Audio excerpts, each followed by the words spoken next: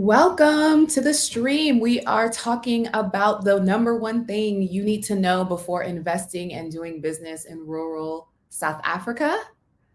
Welcome to the stream. I'm checking in over on LinkedIn, on YouTube, and Instagram. I want to see if my Instagram is live, and it's not because Instagram be acting up. Y'all like my haircut? I got a haircut, guys. Doing something different. How are you feeling about it? Let me know in the comments. Say hello if you want to be greeted. Let me know where you're joining from. Yes, say hello, shout me out, and join. Come in and greet us. Today we'll be talking about what you need to know before investing and doing business in rural South Africa. So, a lot of conversation on the internet, a lot of things I think that are causing a lot of people to have some fear, some hesitation. And I think that that is all by design, right? And so the number one thing that you cannot doubt is information, right? Like the more information you have, the easier you can make informed decisions, the less riskier your decisions may be. But calculated risk is always a part of investing. And you want to make the best investments by taking informed decisions, by making informed decisions. What's up, Ruffin? Hey, welcome. Good to see you. Thank you for joining. And so I always say, like, do your research, do your research, do your research. I create the experiences and the opportunities to share insight and information with you. But ultimately, like, this is the platform that we've created so we can talk about the beautiful things happening on the continent of Africa, the abundance of opportunities happening on the continent of Africa. I don't get into the challenges as much and the bad things, right? Because that's all over the internet. In this corner of the internet, we talk about abundance, we talk about opportunity, and we talk about the things that are going to push our people forward in creating generational wealth and just a better lifestyle, more ease. Gone are the days of struggle life. As an African American, we've been hip to fighting and the oppression. Like, we're over that. We're not doing that in 2024. We are making informed decisions. We are taking the risks for ourselves and for our families. All right. So welcome to the live stream. I see there are 9 people. If you want to be greeted, say hello, let me know where you're joining from, and like this, because the more you like it and the sooner you like it, the more people will have access to it. So you guys did see the thumbnail and the description. My co-host for the Places of Remembrance tour powered by the Africa Investors Academy, Velile Sitole, she'll be joining us a bit later. She's in DC. I'm currently in Johannesburg, South Africa, and we are collaborating on what is the most talked about tour here in South Africa, Places of Remembrance, because we absolutely want to provide the experience so that we learn and we understand the nuances of doing business and investing here on the continent of Africa. So welcome. Hello, Rufin. Thank you for joining. Easy E. Welcome. Looking forward to, having you in the conversation. Easy. Some ball guy, welcome. Thanks for joining from Raleigh, North Carolina. And I'll be sharing the link later on if you want to join the stream. It looks like Instagram is again just not showing me any love, but we move on. Okay, we move on and we thrive.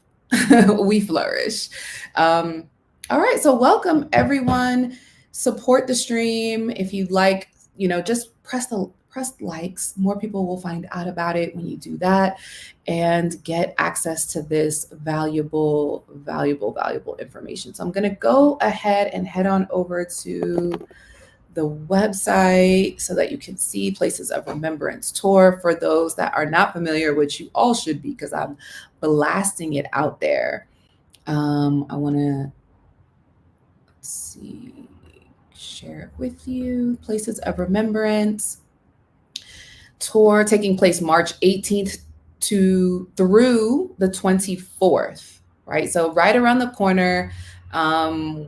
We've heard that people have booked flights already. If you are in South Africa, Johannesburg or Cape Town, and you've had a desire to explore and learn more about rural KZN, this tour is for you. If you are a solo traveler looking to take part in a 5-star tour experience, guided by an African and a African American woman, this tour is actually for you. If you're interested in learning about the extremely rich culture of the Zulu kingdom, and want to learn more about traditional leadership and government, this tour is also for you. So, did you guys see the article? Did you see the New York Times article? I wasn't like super excited about it, but media is media. Media will do what media does. But so far, we have been featured in Travel Noir, Shop Black, the New York Times, Bloomberg Business Week, and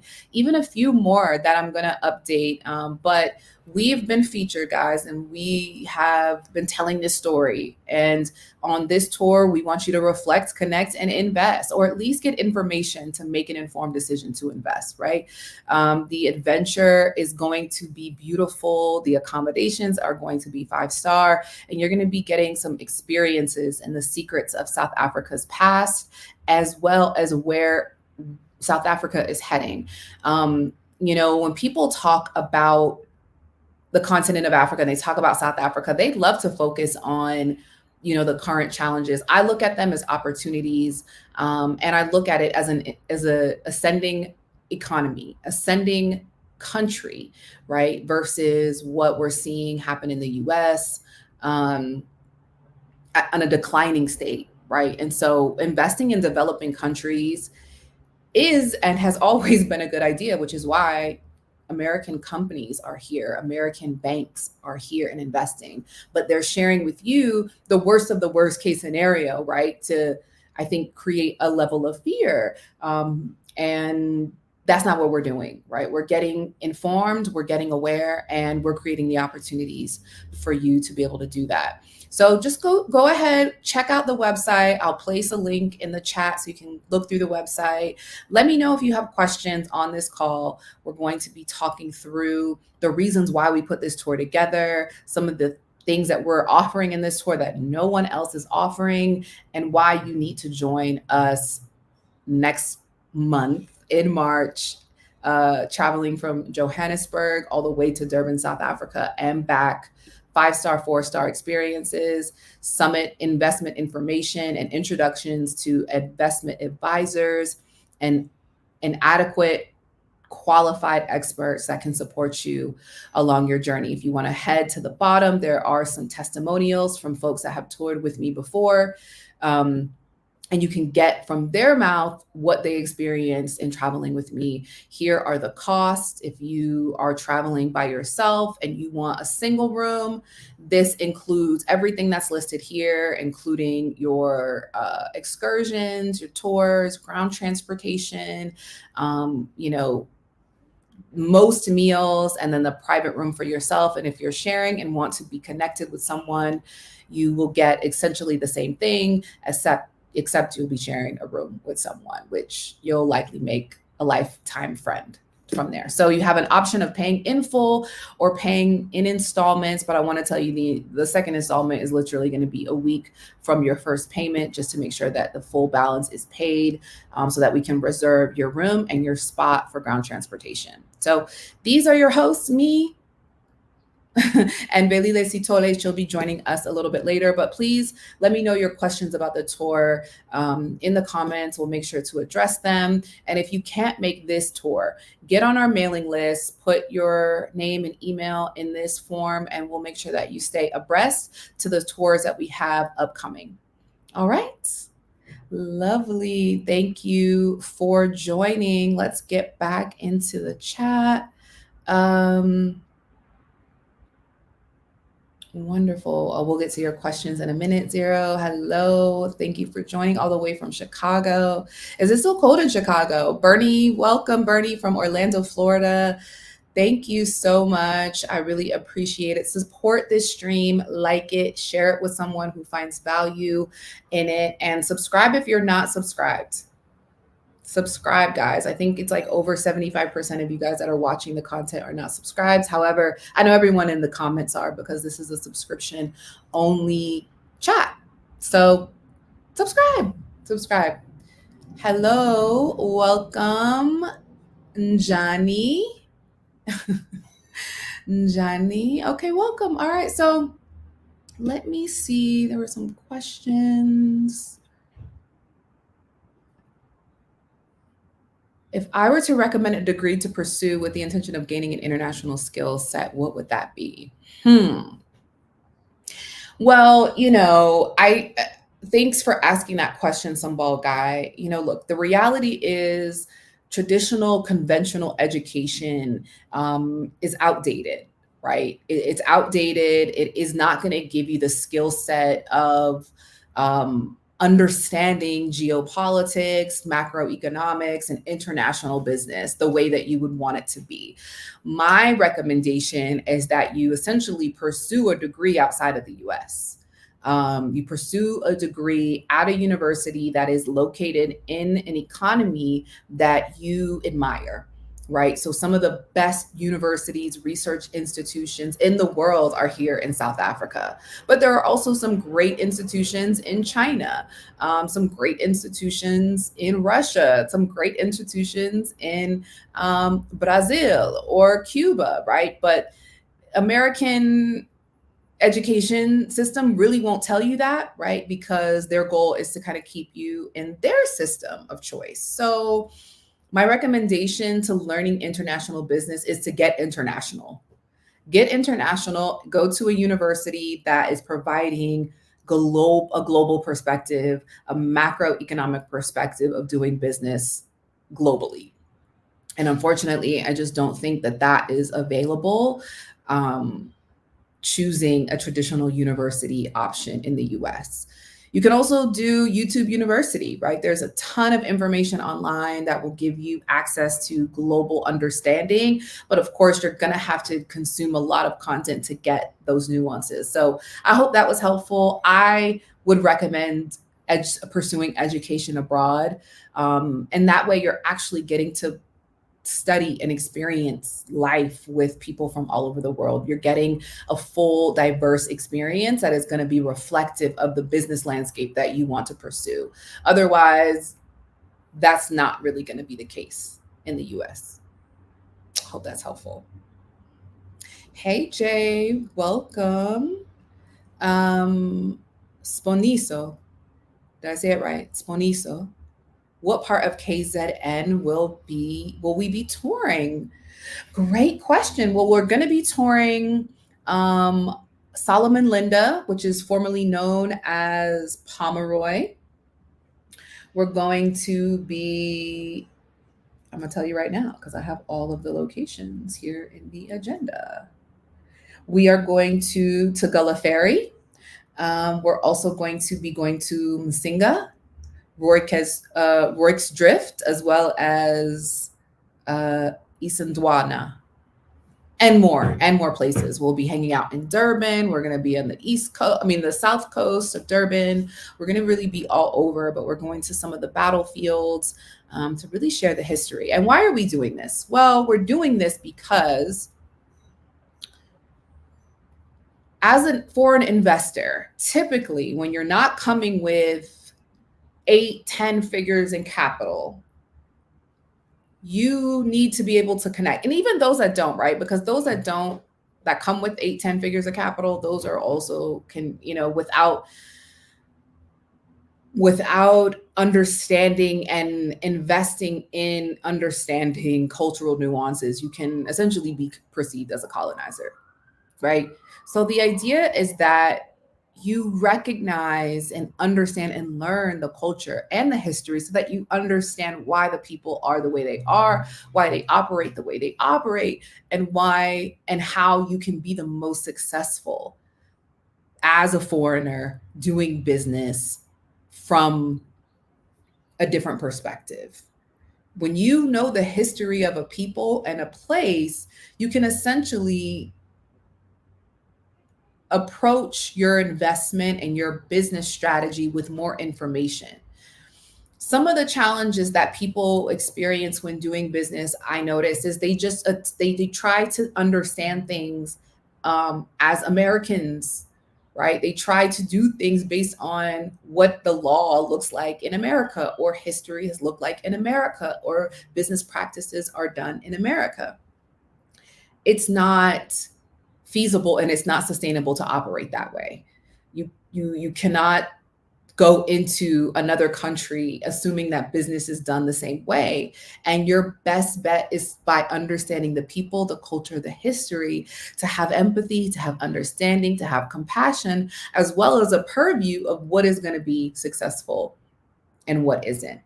So, for example, I was looking for icicles for an event that when we were in the rural parts of Pretoria. And I wanted to bring some popsicles for the kids because we were doing this all day thing. Well, most in rural areas, refrigeration is a luxury. Not every household has deep freezers and refrigeration. People will oftentimes purchase their food and make it fresh. And so this isn't the case all over. I mean, refrigerators are available for sure, but it is a luxury. It is not something that everyone has access to. Same as microwaves, right? It's not something that everyone has access to or even wants to have access to. So understanding and going into these spaces and thinking, okay, I'm going to start this business. You want to make sure that you understand the nuances, right? Saying you're going to start a restaurant, recognizing that not everyone in the rural areas speaks English.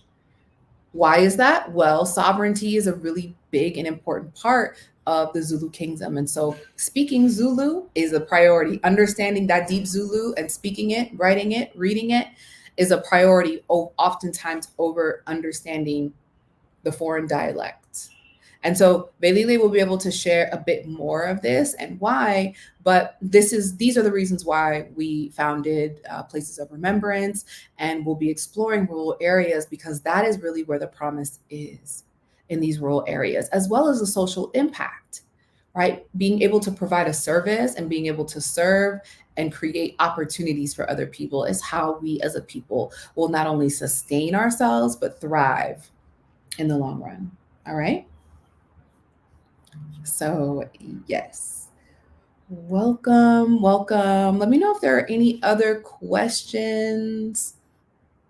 You were considering software engineering with the internet to work with the intent to work remote, going to school internationally, so still, especially on the continent. Yes. I think that that's a great idea. Software engineering, great idea. And doing it abroad. Get out of the US if you want to compete globally. If you want to compete globally, get out of the US because unfortunately, between media, between social media, and between this kind of archaic ideation around education and eliminating history, it's literally putting our people at a huge, huge, huge disadvantage. And we deserve better.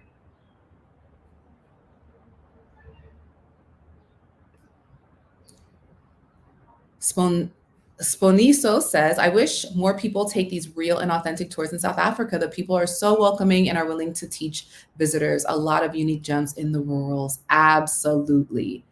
And I want to say that it was after our tour that we had, or not our tour, but our experience of spending December, Ki December in KZN, and sharing that. And people really had an interest in exploring. So we created this Places of Remembrance tour with an idea to expose the rural areas.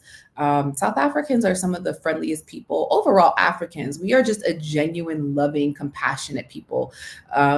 Neo-colonialism, colonization, racism, white supremacy has pushed in these fear principles, these mindsets of lack, which has essentially created challenges within us as a people, but our strengths override our weaknesses. And that's what we will continue to focus on because ultimately we want to help each other.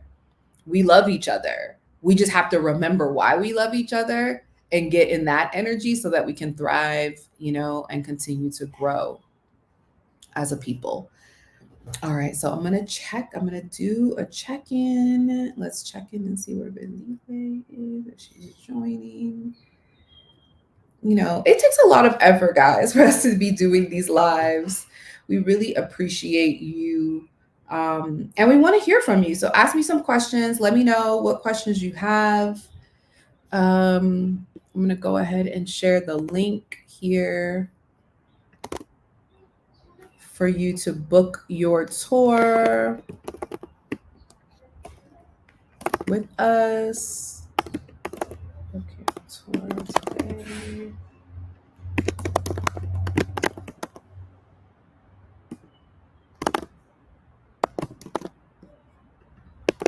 Guys, I am not the best speller. So spell check. Appreciate it.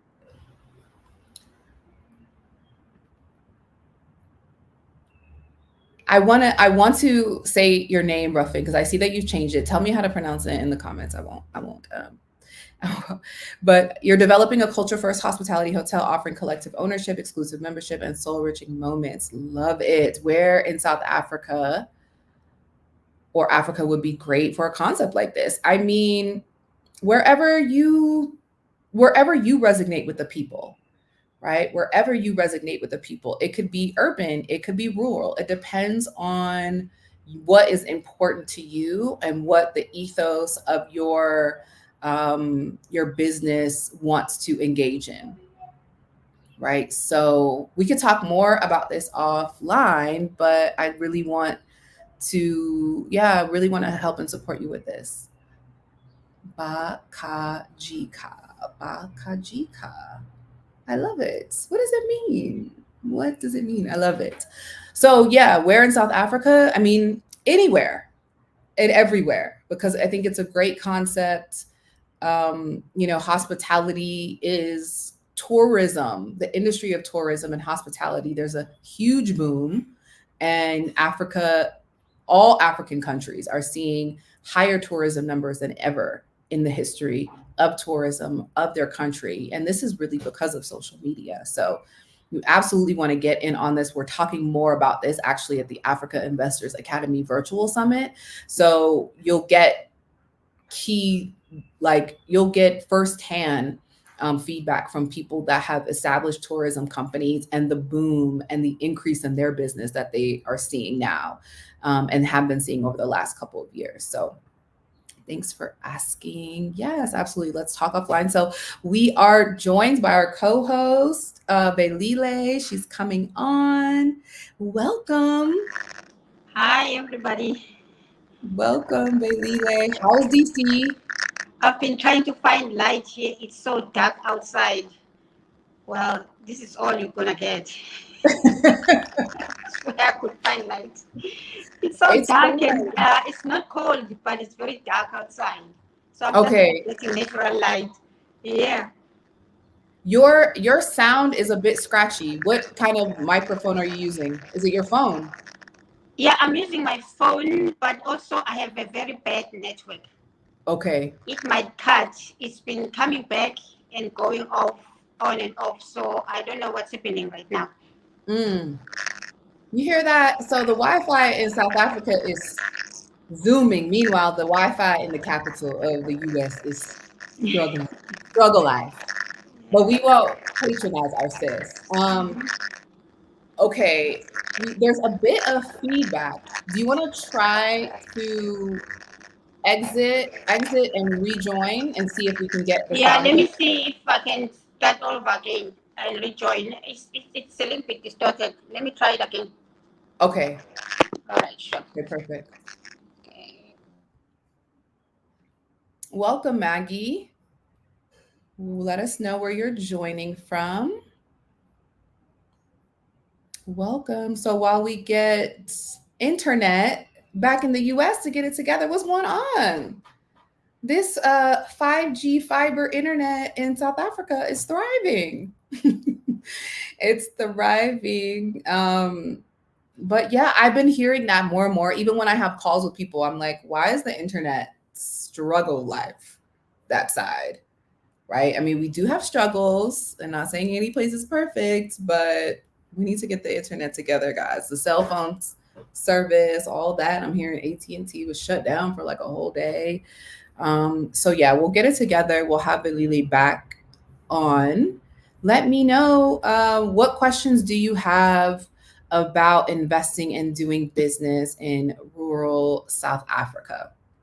Let me know in the comments and we'll get to it. So until then, and until Velile joins us back, there was a story that came out here in South Africa about reverse immigration being on the upward trend, right? And what does that mean? Well, that means that people that have been living abroad, South Africans that have been living abroad, are returning to their home country of South Africa after experiencing different things, right? The article doesn't really go into specifics about why people are returning, but people are returning from abroad back to South Africa.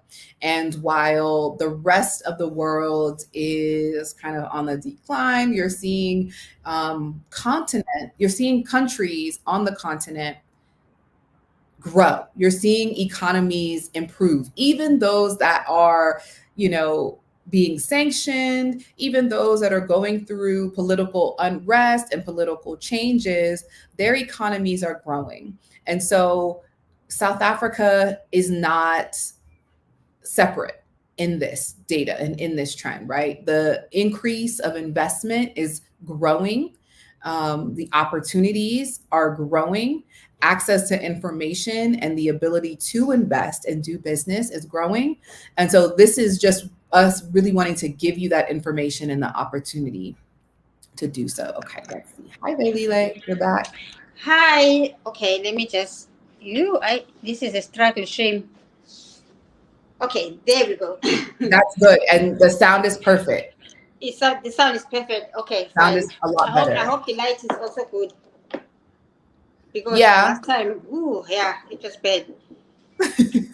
It's okay. It's okay. It's all right. But thank you for joining us. Yes. So I want to ask you, what is, I think, the biggest misconception that people have about investing in the rural areas of South Africa that you've noticed? Oh, well, this is just, I think, a problem for most Africans, even the ones that are also in South Africa, looking at what's not developed and seeing it as like a whole lot of work, if I can put it that way.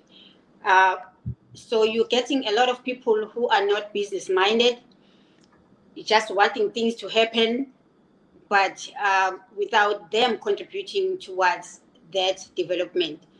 So I think that is what makes people become so a little bit skeptical, because they don't see what they want to see. To me, I feel like it's because some other people are just not really business minded. They still need to be enlightened about everything that should happen in the rural areas. But also, I feel people become comfortable with the norm and what they know. Right. Yeah, so that also raises that kind of situation where people are skeptical of just being the first to do that. I think that's what is happening. It's happening within South Africa, and now we are seeing a lot of people who are coming from outside seizing the opportunity, identifying the vacuum, and just really coming in full force with their businesses. And then now you get resistance from the people who are local, but at the same time, they have been seeing this problem all along. It's not that they do not have money. On my channel, I call out for people to see this opportunity, because even the schools that are still there, you can still see that there were schools that were there during apartheid, missionary boarding schools, and all of those things. So I think that's what's causing people to be skeptical or even see no opportunity, because nobody has done much. that is going to make another person inspired to do so. So it is a clean slate and allows for anybody who's business minded to just seize the opportunity. There are people who have done that. We do have black owned malls in rural areas. We do have people who have taken an initiative, but it's just like a very small percentage. Mm. Yeah. What's the what's the number one reason why people should consider investing and visiting and doing business in the rural areas, in your opinion? In my opinion, it's because it's just really an opportunity for the lifetime that black people, especially South Africans, will never get. The future is in the rural areas. We have the cities, but it's similar to any other countries where black people are a minority. We do not own the economy. We have land that has been given to us.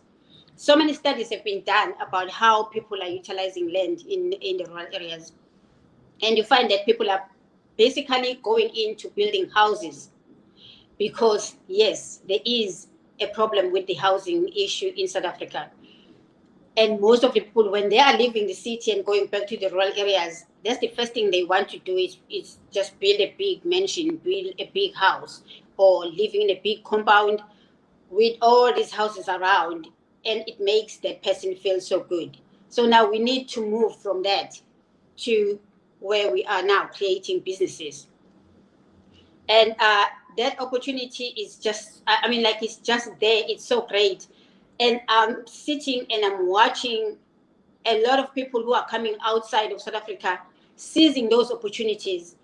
South Africans, and most of them, they're not even Africans for that matter. You know, I feel like we need to just like really try so hard to fix Africa, not South Africa, to fix Africa as a whole As by a whole. seizing the opportunities and not letting other people watch other people coming in and then we start complaining. It's like that everywhere. It's like that everywhere in Africa where people become so comfortable with what they have or they like to be the only one because that's what's happening right now. You find that there are families that are known. Oh, those families, they own a hardware store. These families, they own this and that and that and then that's it. Yeah. So we like glorifying other people and be just below other people. I don't know what. It's just the mentality that is there. It's not that South Africa is blocking anyone from starting a business anyway. There are available opportunities are available, but it's just that people are just not seizing them. I agree. I think so. Sponiso says that the rurals are getting bigger each year. And I remember when we were in your home this past December and how you were talking about, you know, how the across the road, the homes were not there the last year, like the amount of real estate that has been developing. And every time when you go back, there's a new business, there's a new home somewhere. And, you know, those things are changing rapidly. Um, Yeah. there's a question here. Tato asks, what would it take to change the mentality in the rural areas? Or also, what would it take to change people's mentality about the rural areas? I don't think we need to change the mentality of people. If I can tell you right now, people in the rural areas are business minded. Mhm. Some of them they do not have income to start those businesses. So it needs somebody else to start something. What I have noticed is that people want to do something just because somebody else has done it. It's just like that everywhere. And Right. it's like a black disease. It's like within all of us.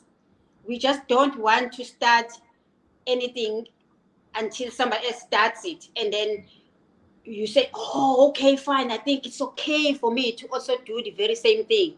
Instead of just going out there, you know, the laws and the rules are just so simple.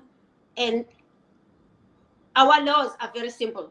I mean, South African laws are very simple. They are out there in your face.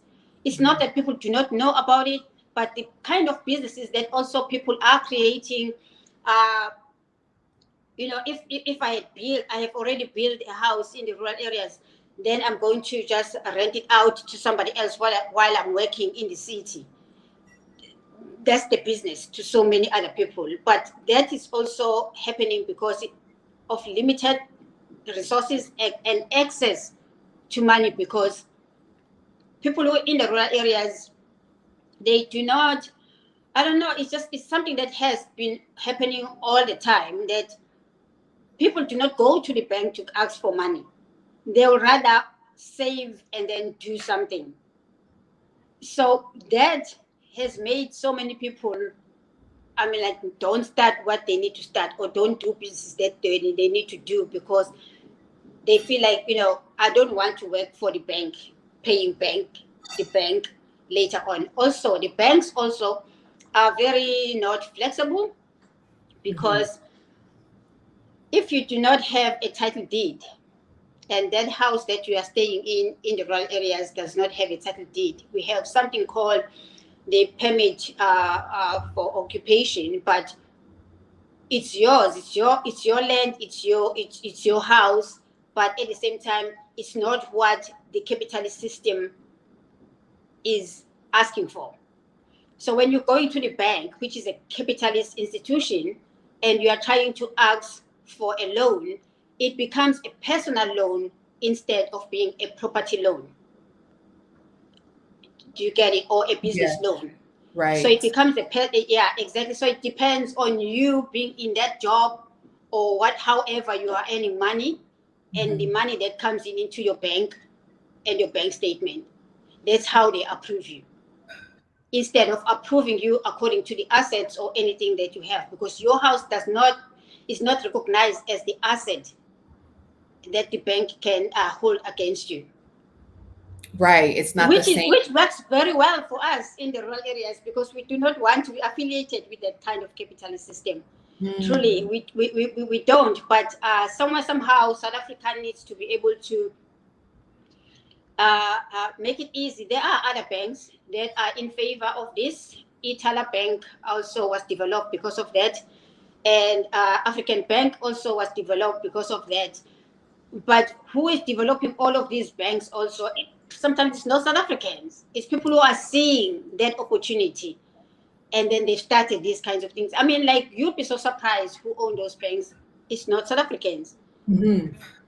It's people who are coming from outside of South Africa who are seeing that vacuum and trying to fill it in. We have malls now instead of big markets that are going to service the people in the rural areas. Considering the type of economy and the way we trade, we have malls. So you can see that people are so comfortable with that system in such a way that they would rather, everybody will just want comfort. They don't want to start something until somebody else comes from outside and do it. And this is what's happening in the rural areas. That's why we are calling for people to come in and fill that vacuum, so that we can see people and deal with people who look like us, who understands us. Hence, there is that call. Yes. And it's so important. It's so important, to your point, as an American, when I'm typically hearing conversation about business in Africa, all over the continent, you hear pushback of, this one is there, this one is there, this one is doing this. And we have all the eyes, our eyes on the wrong thing, on worrying about what other people are doing instead of what we need to be doing to preserve our land, our culture, our position economically. But oftentimes it does take creating an experience, creating the information. And I think that's why your channel is so valuable to the community of people that love it. And then also I'm seeing the feedback of other people from my content, because we're providing the information and providing, I think, the opportunity and the gateway for people to actually take hold of it. But I'm sure, which is usually a very simple and basic information. It's not like we are coming out with a secret. that nobody knows about it. It's just something that people know about, but it needs somebody like you and I to take it to these kinds of platforms to be able to say, guys, let's just wake up. I've seen so many people who have built houses and went back to the rural areas because I have just showed them how beautiful the rural areas are becoming. Right. Do you understand what I'm saying? How beautiful the rural areas are becoming. So the beauty attracts them. It's the same thing with the Africans that are in the diaspora also, including African Americans for that matter. When they come to South Africa, the first thing and the first place they go to is Cape Town, because everybody else is looking for, that great place. You know what I mean? And then we'll see people posting and saying, oh, we are in Africa. Africa is good. Africa is doing very well. Africa, that's Cape Town. Now, if you are coming in for business, Cape Town is not your place, because Cape Town is taken by Europe already. That's why so many other people who are coming from the diaspora, when they go to Cape Town and try to do businesses, it does not move. It does not go anywhere, because they are not going where they need to fill in the vacuum, establish their businesses, and make them grow with the people. So that's why we are saying, come to South Africa, come with us to this tour, so that you can be able to know exactly the environment that you might want to deal with and see that vacuum, share information with us and everybody else. So it takes all of this that we are doing right now to change Africa. There's nothing else, because nobody is stopping anybody from doing business in South Africa. The laws are very simple. They are international laws, they are local laws, and they apply to everybody else, whether you are within South Africa or outside of South Africa. That's why it's called international laws.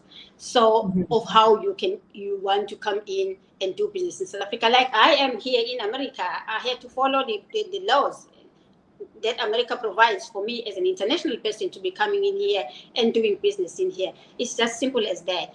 So it's just a matter of seizing those opportunities. And if we are not doing it right now, we are just going to fail ourselves, period. And the way that prices are going up and laws are changing, to your point, the laws have been created for people to do business and get access to these opportunities. And so, we just want to create the opportunity and the experience so that you can see it and seize it. And even with the way that we're titling the tour around remembrance, why is that so, I think, important? When I talked about this a little bit in the beginning before you came, but why is that so important when wanting to be successful in the rural areas? Well, if there are South Africans in here and they're from the rural areas, I'm sure they will understand what I'm talking about. When you are in my village, for example, I just want to give practical examples. In my village, last December, for example, I was just passing and I saw a group of young Pakistanis playing, what is it called? Cricket. Is it cricket? Yeah, not rugby. It's cricket. Playing cricket in the stadium, local stadium in the village. They've become part of the community.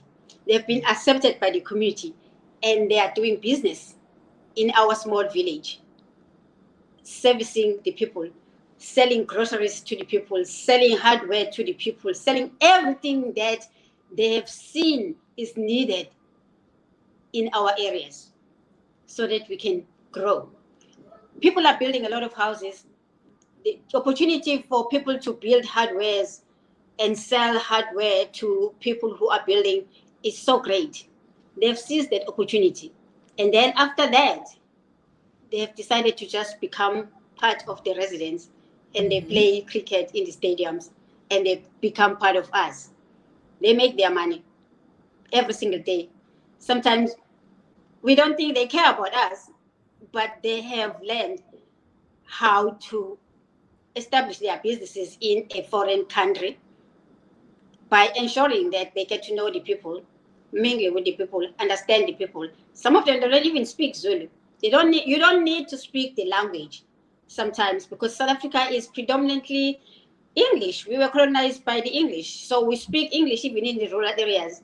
All you need to do understand the people that you are going to be servicing, providing that product to. That's what I'm talking about. Right. People do not want to do that study when they are starting their businesses. Right. Okay, Tato has another question. So he's sharing that there's been a shift in South Africa in savings and investing. So you have like alternative savings, alternative investment funds. Is this happening in the rural areas? Do you notice this? Is it in alignment with those trends, or is it different? If we are looking at the rural areas, they have adopted, first of all, let me just give an example of the typical rural areas in KwaZulu Natal. Most of it falls under Ingonyama Trust, which is governed by the tribal authority, I mean the king of the Zulus, right? They have made the laws so simple for people who want to do commercial business, whether it's farming or building a mall or doing whatever you want to do, in such a way that we're just seeing a lot of changes that are very accommodative to the people who are coming from outside. When I'm saying coming from outside, South Africans must not hear me very well. I mean badly. I'm not asking people from outside only. I'm talking about even if you are coming from outside of KwaZulu Natal and you are coming to the province. The laws are flexible in allowing you as a South African to either find land and live in that land or else do business in that land. It's just simple as that. So I mean, like the laws are becoming very flexible and very developed in such a way that most of the people who are clever enough to just seize that opportunity are doing it right now. We have what you call next to Durban, because usually if the rural areas are closer to the cities, they become what they call peripheral rural areas. That means there is a little bit of development there because they are closer to the cities. People have seized that. I've shown all of that. Rural areas that are close to the sea, You rural have. areas that are just like people have beautiful views and all of those things. But I've been noticing that people are just enjoying to have a house that is overlooking the sea. But what do you do with the sea that is just in front of you in terms of tourism? Do you get what I'm saying? Yeah, I do. Yeah. So yeah, I mean, like everything is flexible in South Africa right now. Things have changed, including in the rural areas. The tribal authority meets now and again all over in different provinces to discuss these issues, because the people who are coming back are people like me who grew up in the rural areas, went to school, got educated, went to America, came back to South Africa, and did business in South Africa. It's not people who do not know that business needs to be done. It's people who are professionals that grew up in the rural areas and they are going back into the rural areas. So the laws are also accommodating that kind of change that is happening in the rural areas. I heard somebody talking about the fact that we're having an influx of people now who are just like being given land there and there. And as you saw, just across ours, I was telling you that we never used to have any houses just across us. We used to have like look at the mountain, that was it. But we have a lot of people who have built houses around there. We are Mhm. seeing a lot that is happening. I wish there could be a paradigm shift, not seeing that, but seeing a lot of people who are providing businesses now, because we already have too many households that are there. I mean, like, we need people who are just going to service the people who are there now in those households, provide employment, provide, I mean, some kind of like, we need some kind of change. And we can only be helped by other Africans who are capable and have access to funds to do that. Yeah. You, And you the know, yeah. and the desire to create that change, because I know when we were there, Mm. everyone in the family was talking about, bringing a restaurant, bringing, creating a creche, a school, creating like a beauty space, beauty centers and all of that. So everyone that was there were over a dozen of us there during Yeah. that time. Everyone was talking about the different business opportunities that they were bringing or that they had an interest Mm.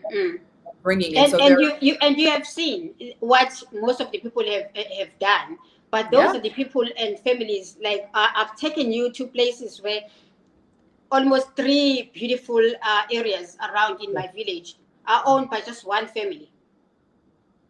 yeah, That family keeps on growing their businesses. I'm talking about huge establishments, but they are concentrated into one family, not because the family is saying nobody should have anything. It's because they are clever enough to see these opportunities and keep on growing. yep. And to keep, People like to praise people and talk about, oh, that family has this and that family has that, but the opportunity is open for everybody. It's really mhm, open for everybody. So if you are from the rural areas and you've been going to the Sitole store that has grown bigger and bigger and bigger and bigger, and you keep on wonder how they are doing it, it's simple. They are just making use of the opportunity that is there. And if they are the only ones who are providing that solution, they are going to be liked by their municipality, by the yep, government. They are going to be given funds because they are making a change in the village. yep. I'm so glad you said that. I'm Yeah. so glad you said that because I think people don't understand. So even for this tour, we're going and we're taking people to see and understand the culture, the history, but also the opportunities to make introductions to the people that can support you. And all it, really takes to Valile's point is Mm. a solid business idea that is going to be useful to the people of the rural areas. And then also your commitment to executing and then doing it. And then once you get it done and you do it, you receive the favor of the community so that you will continue to grow. Right. And Yeah. it's different from being in a capitalistic society where you just are banking on sales or banking on people spending money. Well, yes, is that important? It is, but Mm. it's as important to be supported and acknowledged by the community in which you're trying to serve. And that goes back to how we've always done business, how our ancestors did business and built businesses. And so we're essentially getting back to that in the rural areas, not taking everything that we know from the West and thinking it's going to work there, but going back to the original systems that have kept us and sustained us in doing business with each other. And like you Mm. said, the Asians have figured that out. And I think they've done that because their culture, they've been in alignment with their culture as well. So they've stayed true to their culture and to Mm. the importance of community and family and engaging in respectability. And so we're just essentially saying, let's get back to that. Let's get back to the basics and serving each other so that everyone benefits. Yeah. I also want to add that what I've been noticing is that Africa's problem, when I'm saying Africa's problem, I'm even talking about Africa and Africans that are in the diaspora, is that sense of individualism. They they want to come for a better kind of life in the land that obviously is their land. That land is not in that state where you think it's supposed to give you that. People who are comfortable living in it is because they have a collective mind. That's why they belong into those communities, because they are just not coming in. I have a house and a homestead that's sitting up there in the hill. When I came back from the United States with my husband way back in the 90s, and we were asking for a plot, we spoke to the chief, we spoke to the to the villagers. They know us because we grew up there, but they were asking us, why do you want to go and build there up on top of the hill? And simple enough, because I had seen the West, I had seen everything, I had traveled. I was like, no, it's because of the better view. I can look at that mountain when I'm in my house. They just didn't think of that, right? Everybody was looking for a flat surface because it does not allow you to put a lot of money when you are building. You don't have to do much. So I had a lot to do there. There were stones and everything.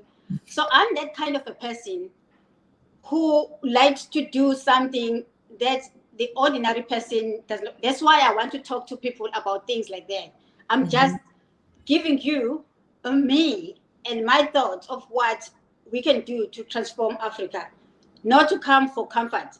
Create your comfort.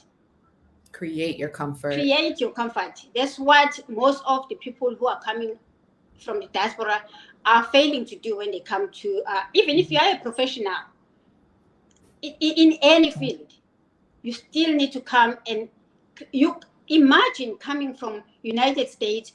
You've been working for a firm for a long time, facing abuse and everything, and you are tired of it, and you're like, okay, fine, I'm going to go to Africa so that I can be able to live a better life with your investment. Instead of starting a business, you want to work for somebody else. And how you are going to start that business? You are going to start that business by creating something from scratch. It's simple as that. That's what most of the entrepreneurs are doing. Building something. Yeah. And it doesn't Yeah. have to be a brand new idea that nobody's done before. It's Yeah. solutions. It's solving problems. The rural areas, there's these beautiful malls, but everybody needs to eat. There's opportunities for entertainment spaces, beauty services and offerings, car washes, entertainment complexes, Yeah. all of those things that are not reinventing the wheel, but just services that can be provided and businesses that can be provided. So someone had this question. I don't know if you want to address it. I don't think all or nothing is asking, so this is the thing, and I'm not going to bring it up on the screen, but people are always, why are we talking about investing in Africa when people are risking their lives to come to the continent of, to the country of America? And I know personally Velile and her family story, but Velile is a global citizen. And if you're not listening, she owns multiple houses in multiple parts of the world. And they are a family of entrepreneurs and educators. And so what Velile does wherever she does it is bring South Africa to the world. So the time that Velile spends outside of South Africa is with the intention to bring Africa to wherever she is. South Africa, the culture, the language, the history, the music, to wherever they are, anywhere in the world. And so again, I think we're focusing on the wrong thing, where essentially the goal is economic freedom, economic independence, and we're giving you an access to an opportunity to explore that. I'm not sure of any South African who's risking their life to come to the people that I am, because I'm in the academic space, and believe me, we were headhunted to come over here. We did not apply for any job, go and look for visas or anything like that. It's because of our experience, knowledge, and our academic records. We are here to educate people about the culture, South African culture. We will be living with students that are African Americans who are going to become diplomats in the future. And they need to know the language to penetrate South Africa and work in South Africa. It's an international relations situation. So I don't think people understand why we're here. I don't like being here, believe me, and Ashley knows. I'm not the kind of a person who I love to be in my homestead, doing my things and doing my business in my own country and contributing to my own country.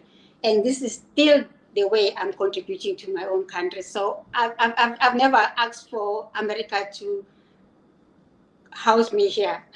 No, we were headhunted because of Let our them know. skills. Yeah. Yeah. America needed us.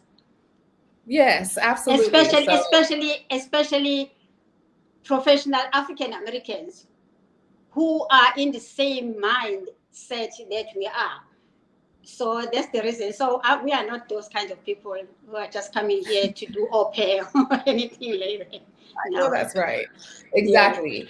And so ABC Born asks, does AIA help with tech entrepreneurship? Um, be a little bit more specific in what tech looks like, because it's a very broad concept. Do you have a skill that you're sharing through a technical platform? Are you teaching technical skills or tools?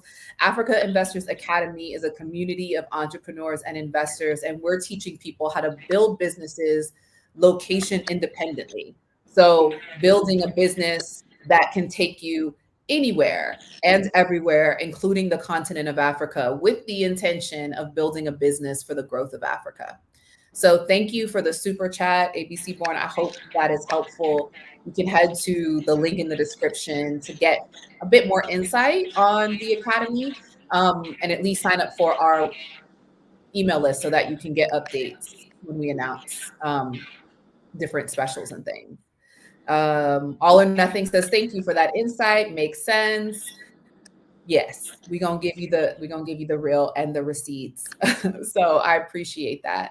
Sebo says, with the mindset that you shared, learning culture and respecting locals absolutely goes a long way. So that's imperative. That's the foundation. And to Velile's point, when people go to Cape Town for their first trip and they see, they're like, yes, I want to start a business. I want to do something. I speak to so many experts, attorneys, corporate attorneys, real estate attorneys, and they're tired of seeing Europeans come here and invest and do business and purchase real estate. They want African Americans, they want Africans in the diaspora to return to the continent and be a part of these transactions because the opportunity is still here. So, this is not just the story of us. This is the story of so many other professional, senior level executives that are doing deals, and supporting the investments of foreign investors. And why is it not us? So that's why we've created the Places of Remembrance tour, to invite you along to experience these opportunities. We are just reminding you guys of Mandela's ideologies and also probably I can say Thabo Mbeki's ideology of uniting Africa. So these people are getting older and some of them they have left. Somebody needs to do this. And I'm so glad that I'm doing it with another African American on this platform. Yeah, I mean, like, it's either you get it or you just don't get it. If there are any Jamaicans there, it's either you get the tingle or you don't get the tingle. You know what I mean? Exactly. Yeah. And it's an honor. It's really an honor, Velile. Shalia asks if you have to attend the tour in order to consult with us. Well, ideally, we want you to experience a tour. What we are looking to do, we'll probably do custom tours in the future. So head to the website. It's in the description. If you cannot make this tour, leave us your email and you'll get an announcement about the next tour that we do. But if you would like a custom tour, you can also reach out to us via email and we'll work to make sure that you receive a Yeah. custom experience. Someone else is asking if we have other tours. I'm assuming for other African countries. As of today, no, but who knows what the future. Meaning going to the other countries in the continent. Yes. Uh, Yeah. I mean, noted. not yet. For people that follow the Africa Investors Academy on IG, we'll be announcing our Zanzibar trip that we're doing. But as far as additional tours within the Places of Remembrance and the structure that we're providing, which is really focused on understanding the culture and the history, go ahead, go to the website, get on our mailing list so that you can get updates on when we announce our next tour. Let's check. Yasmin says she's from Mauritania, born in Italy, looking to relocate and open a business in SA, but don't know where to start as you are really young. Well, Yasmin, I think the best thing you can do is get access to free information online. Visit Velile's channel, Velile and Lifestyle and Decor. And my channel, we have tons of information on how you can get involved in doing business on the continent, free information, and then head to the website so you can sign up for our next tour or announcements of other tours. Wonderful, wonderful. So I think that's it. We're going to close it out. It's been an hour. Thank you, Velile, for joining. Any last thoughts for the audience before we head out? Actually, I don't have much to say, but I'm just pleading for people when they are looking at all of this to not wait for somebody else to spoon feed them with any information, but to come experience things yourself. Because we can talk and say all of this on social media, on these platforms. I just heard somebody saying, I want to come, but I don't know where to start. Yeah, I'm coming from the school where starting is within the business idea that you already have. You've already started. So now the only thing that you need to do is to research very well. So that is the second step. I don't want to preach around that because I'm not this big business person. Probably, I'm just an academic who has businesses, but in my own space and seeing the vacuum there and there. Very powerful. It's very important for people to get out of their comfort zone, go to these places, explore, see, enjoy, and then you can say, I can be able to do something in this community. I can be able to do work with this community, because so many people have dived into the idea and the idea of Africa, coming from outside of Africa, and then when they are there, there's another woman who was just talking about the fact that she went to Ghana, and then all she wanted was to live in the outskirts and enjoy her life and be in peace. Yes, we all want peace. If you want that, peace comes with money. So when you create your own peace, you create your own peace. Even in the rural areas, I'm a South African myself. I've created my own peace, my space, the way I want to live. When I moved in there was no electricity. Even my neighbors had no electricity during the 90s. I had to pull it all the way, I don't know how many kilometers. And it cost me a lot of money to bring it into my home. But that's the comfort I was making and building for myself.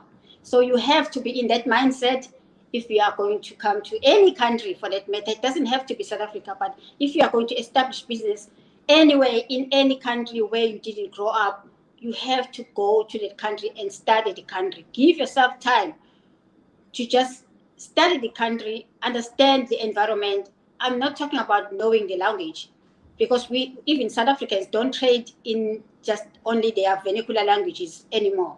English is still a predominant language that is, like our kids now, they speak English the minute they come out of the womb. Funny enough, because they go to daycare centers that are, democracy, that's what it has brought to South Africans. Yeah, you live with those kids. Sometimes I don't even understand their accent myself, and I think I'm educated because they speak English in a different way than we used to speak it when we grew up. Mm-hmm. But South Africa is open. South Africa has great opportunities. We just need to seize them. And I'm all for African uniting and doing and building Africa.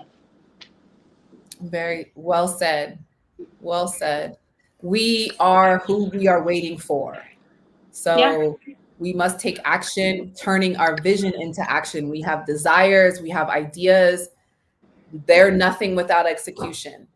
So join us on this tour, upcoming the Remembrance tour, March 18th through the 24th. Head to the website, learn more about it.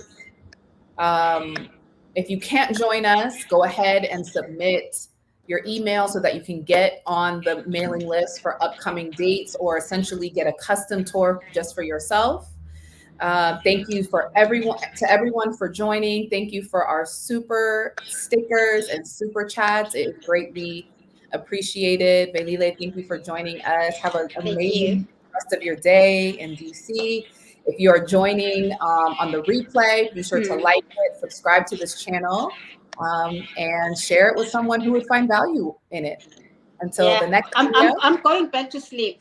I wake up at 4 a.m. every day to catch up with South Africans while they are still in office. Yes, you are I'm so sleepy right now. It's not You funny. are. Okay. Yeah. Well, get some rest. Thanks All for right. joining. Thank Bye, you, everyone. guys.